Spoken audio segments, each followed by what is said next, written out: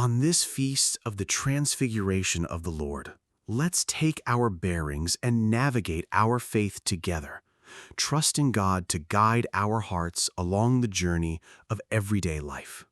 The Feast of the Transfiguration of the Lord is a pivotal moment in the liturgical calendar, offering us a dazzling glimpse into the divine glory of Jesus Christ.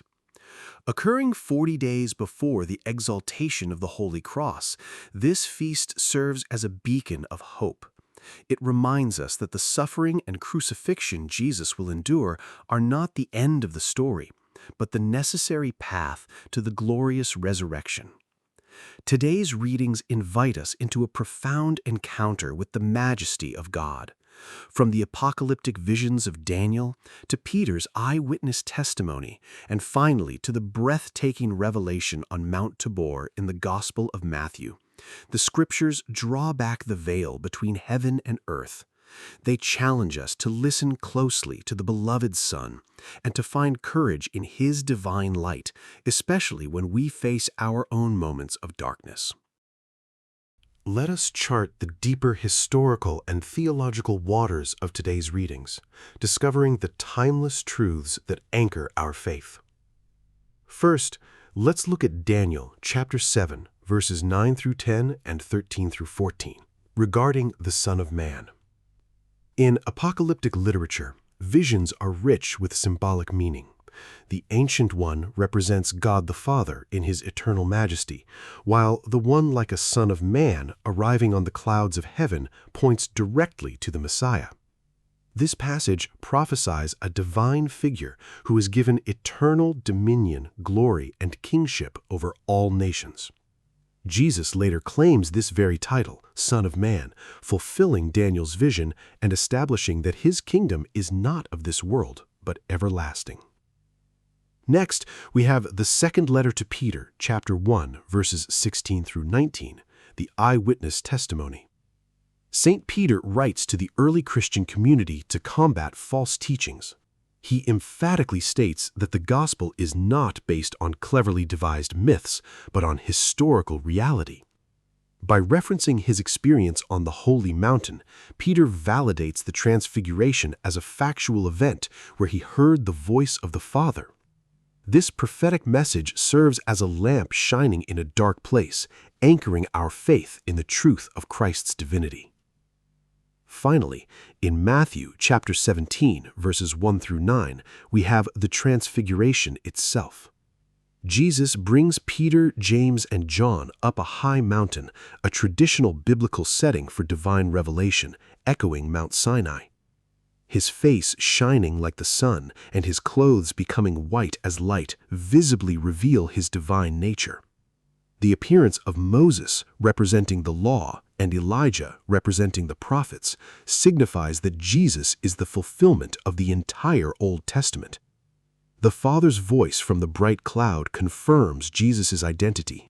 "This is my beloved Son, with whom I am well pleased. Listen to Him." This divine mandate shifts the disciples' focus from the law and prophets directly to Jesus as the ultimate authority. To help navigate these ancient texts, let's illuminate their profound mysteries using everyday analogies as a compass for our modern faith journey. Imagine watching your favorite movie on an old black and white television. The story is good, but the picture is a bit fuzzy and you're missing the vibrant details. Suddenly, someone replaces that old TV with a massive state-of-the-art 4K ultra-high-definition screen. For the first time, you see the breathtaking colors, the intricate details, and the true beauty of the film, just as the director intended. For 3 years, the disciples saw Jesus in black and white. They knew Him in His human nature. They saw Him get tired, hungry, and weep. But on Mount Tabor, God upgraded their vision to 4K high definition. The veil of His humanity was briefly pulled back, and they saw Jesus in His full, radiant, divine glory. God the Father gave them this glimpse of heaven so that when they later witnessed the horrific, dark reality of the crucifixion, they would not lose hope. They would remember the light. When Peter says, "Lord, it is good that we are here," and offers to build 3 tents, he's trying to freeze the moment. We all do this. When we experience deep joy, a powerful retreat, or a moment of peace, we want to build a tent and stay there forever.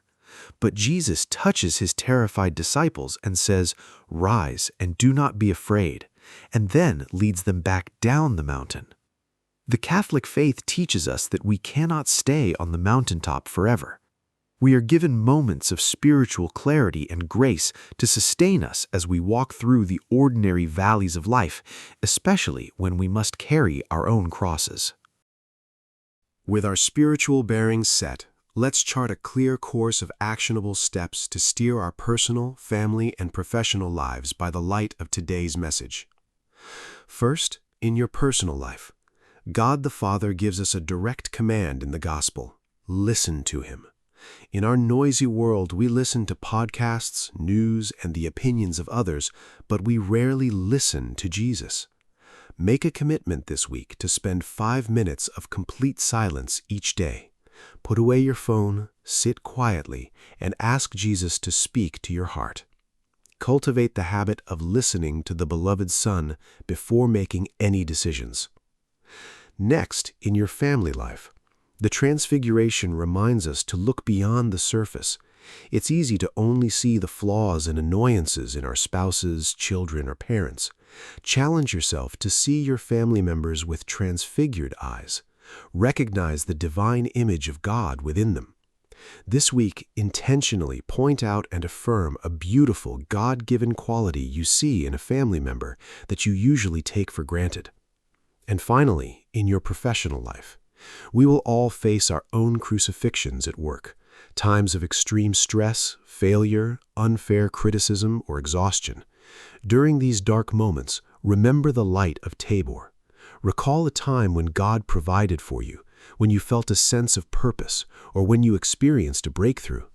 Let the memory of past graces give you the strength and courage to rise, not be afraid, and do the next right thing with integrity. In summary, the Feast of the Transfiguration of the Lord beautifully reveals that beneath the humble humanity of Jesus Christ lies the radiant, eternal glory of God, affirming him as the fulfillment of all Scripture and the true Son of Man. This momentary glimpse of heaven was given to the disciples to strengthen their faith for the trials of the cross, teaching us that our own moments of spiritual joy are meant to sustain us through the valleys of suffering. Ultimately, the Father's command to listen to him requires an active response from us. We must intentionally carve out moments of silence in our daily routines to hear Christ's voice, allowing his divine light to guide our decisions and transform the way we see our families and our work.